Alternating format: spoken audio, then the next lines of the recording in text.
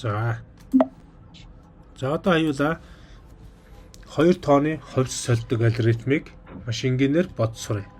Тэгэхээр 2 тооны хувьсгчийг агуулгыг утгыг дотор нь солидог юм алгоритмыг ойлгохоос өмнө аюулаа эхлээд одоо бодит амьдрал дээр 2 хайрцагын дотор байгаа зүйлийг хооронд нь солилцъё гэж бодъё л доо тийм үү. За ингээд чивд хоёрны 2 AB-г 2 хайрцаг байлаа гэж бодъё. AB. За тэгвэл тэр 2 хайрцагын дотор байгаа одоо тоглоомыг яаж хайлаа хооронд нь солих вэ? За багш нь онлайнаар зурж харуулъя. За тэгээ багштайгаа ярилцсан юм шүү хараад. За нэг ийм хайрцаг байна те чивд хоёрт нэг ийм 2 хайрцаг. За дотроо 2 тоглоомтой. Тэгтээ тоглоомын хооронд нь хольж болохгүй. За ингэж нөгөө дотор нь тоглоом нь хольж болохгүй бол энэ 2 хайрцагт зүйлийг яаж хооронд нь солих вэ? Нэг нь гэсэн. Тий, ил тавьж болохгүй. Бас дүрмтэй ширээ мөрөн дээр газар тавьж болохгүй. Хольж болтон. Тий, ил тавьж болохгүй. Хайрцаг ашиглаж болно шинээр. Тэгвэл өөр хайрцагаас нэг. Яг зөв. Өөр хайрцаг оруулж ирээд тийм үү? Би тэр хайрцагаа C-гээ биччихье. Бид нар нөгөө хайрцагнууд дээр дараа нь тоглоомуудаа хураахта хадгалдаг шүү дээ, тийм үү? Одоо нөгөө хувцас үгүй хувцас тэргээл бичээд хадгалцдаг те. Тэр үн шиг C-гээ хайрцаг шинээр гаргаад ирээ. За тэгвэл шинээр C-гээ хайрцаг гаргаад ирэх юм бол одоо хаюулаа тэр хайрцагн дээрх зүйлүүдийг яаж солилцох уу гэхээр ингэн тийм үү? Ингээд шинээр хайрцаг гаргаад ирсэн хооронд нь хольж болохгүй, ил тавьж болохгүй учраас эхлээд нөгөө A хайрцагт байгаа тоглоомоо C рүү хийнэ. Дараа нь B хайрцагаа A рүү хийнэ. Дараа нь C-гээ B рүү хийнэ. 3 үйлдэл чинь тийм үү? Эхлээд A-ээс C рүү 1, B-ээс A рүү 2, C-ээс B рүү 3. За тэгвэл бодит амьдрал дээр C хайрцагт дотор тоглоом байгаа юу? Байхгүй. Байхгүй. Бодит амьдрал дээр бол байхгүй тий. Бодит бол байхгүй. Бодит дээр бол энд тоглоом байхгүй шүү дээ тийм үү? За одоо тэгвэл хоёлаа промпшлийн хэлэн дээр C дотор утга байдаг үгүй юу одоо шалгая. Утга солилцох үйлдэлээ хийж яагаад. За тэгвэл одоо ингэж хоёлаа үйлдэлээ хийх юм тийм үү? Чивд хоёрт 3 хувьсгч хэрэг болно. Тэгэхээр болоо схемаа сонгож аваад A, B, C таслаар тусгаарлаад бичээд өгье. Фул тойлоод болно. За дараа нь output дүрсэн дотроо ямар алгоритм хийж байгаагаа тайлбарлая. Давхар ажлын дотор to number swapping program. За авчиж. Шууд алгоритмгээ бичсэн ч болно. Follow chart гэж бичиж. Follow chart гэж бичиж болно. За output дотроо яг үнэхээр дараагийн output-д нь enter a number. За дараа нь input болог схемээ сонгоод A дараа нь output болог схемээ сонгоод enter b number. За дараа нь input болог схемээ сонгоод b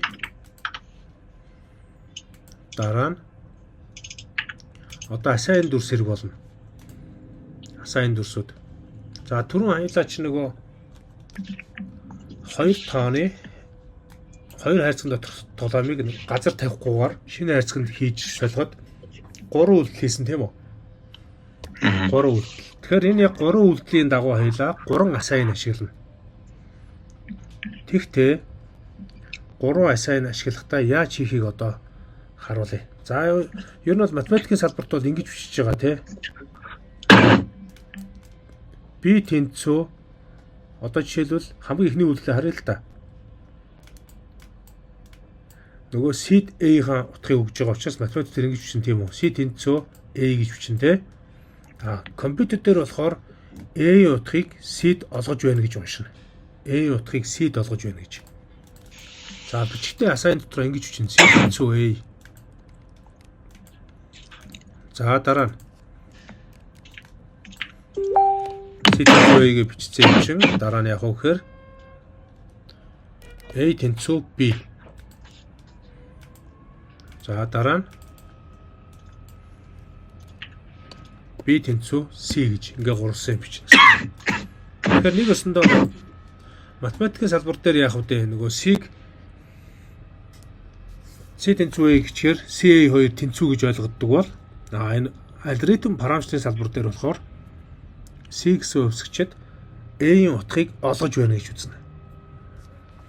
A гэсэн өвсгчэд B-ийн утгыг олгож байна гэж уншина. Дараагийн assign-ийн дараагийнх нь B-ийн хувьсгчийн утгад C хувьсгчийн утгыг олгож байна гэж уншина. Тэгэхээр нөгөө математикийн салбар дээр бол B тэнцүү C гэхээр B C2 тэнцүүлэх гэсэн утгатай. Тэгэхээр параметр хэлэн дээр ард байгаа нөгөө хувьсгчийн утгыг урд нь олгож байна гэж ойлгоход болно гэсэн үг. За одоо хоёулаа тэгээд output төрсөн дотроо A тэнцүүгээд and A гэж хэвлэе. Дараа нь B давхар ажлын дотор B тэнцүү and B гэж хэвлээд тэгээд дараа нь яг C-ийн утгаа хэвлээд харчээ. C-д утга байна уу юу гэдгийг. C тэнцүү and C.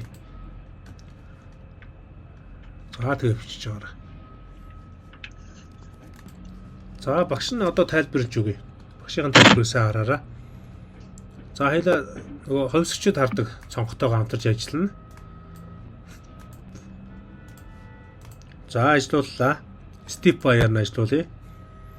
Санах хой дээр ABC гэсэн 3 хувьсгчийг бүхэл тоо хэлбэрээр зарлаад дэлгэцэн дээр two number swapping program гэсэн текст output дүрсийн тусламжтайгаар хэвлэгдэнэ.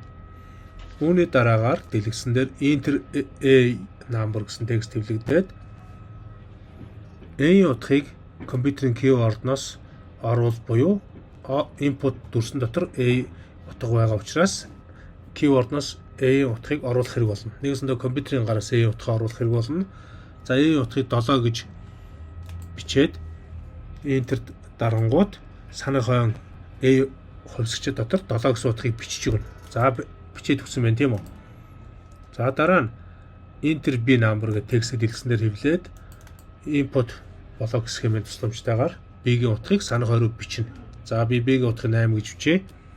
Enter дарахад B санах хойно хайрцагт хувьсгчийн утганд 8 гэсэн тоо ороод ирлээ. За үүний дараагаар C-д A утгыг олгож өгнө. За олгочлоо тийм үү? A-ийн 7 гэсэн утгыг C-д өгчлөө. За дараа нь A-д B утгыг олгож өгнө. Тэгэхээр нөгөө B-ийн утгаа A-д олгочихно. A тэнцүү B гэхээр. За ингээд A утга 8 болчлоо тийм үү? За одоо сүүлийн утга солилцолт буюу B-д C-ийн утгыг оно. За тэгэхээр нөгөө B чинь 8 байгаа. C-ийн утгыг 7 байгаа. За оноочхоор B-ийн утга 7 болчихно тийм үү? За тэгэнгүүт одоо яг үгээр санах ойгоос A тэнцүү гэдэг текстийн араас A утгыг хэвлэнэ 8, B тэнцүү гэсний араас B-ийн утгыг хэвлэнэ 7, B-ийн 7, C тэнцүү гэсний араас C-ийн утгыг хэвлэхээр C-ийн 7 гэж орж ийн. Тэгэхээр нөгөө параметрын ертөнцийн C дотор утга байгаад байгаа биз? Түрүүн хоёулаач нөгөө бодит хайрцаган дээр бол C дотор нөгөө амьдрал дээр бол тоглоом байхгүй гэж хариулсан тийм үү? За тэгвэл C-ийн утгыг хоёулаа яаж хоослох вэ? Одоо юм хоосон хайрцагтай юм шиг болъё гэвэл C-ийн утгыг хоослоё гэвэл хоёулаа энэ дээр нэмэлтээр шинэ assign дүрс аваад C тэнцүү тэг гэвчихнэ. Дараа нь C-ийн утга ашиглана гэвэл. За ингэ биччихнэ. За одоо багш нь ажлуулаад харуулъя. Шууд бүгдийн дараад ажлууллаа. Одоо алхам бүрээр нь биш. A утга нь 67, B утга нь 99. Enter дарлаа. A, B хоёр утга солилцоод дэлгэсэн дээр утгууд нь гарсан тийм үү? A утга 99, B утга 67 гээд C-ийн тэг буюу хоослсон утга нь. За энэ дээр бол бас хоосорсон байгаа санах хоёр дээр харагдаж байна. За ерөнхийдөө бол програмын маань алгоритм маань ажиллах нийт input output-ийн утгууд маань ингэж гарч байна гэсэн үг. За ингэж бол хоёр тооны утгын хооронд нь солилцож болдгийм байна. Маш амархан байна тийм үү? За тэгээд нэмж энэ C тэнцүү тэг гэдгээ бичээд ажлуулад үзээрэй. За багш нэнийг доош нь болгоох. За ажлуулад үзчих тооных утгыг өгд. За яг болж байна. За ингээд хоёулаа амжилттай програм ажиллуулж үзлээ. Бас чамгүй сайхан сураад авлаа тийм үү?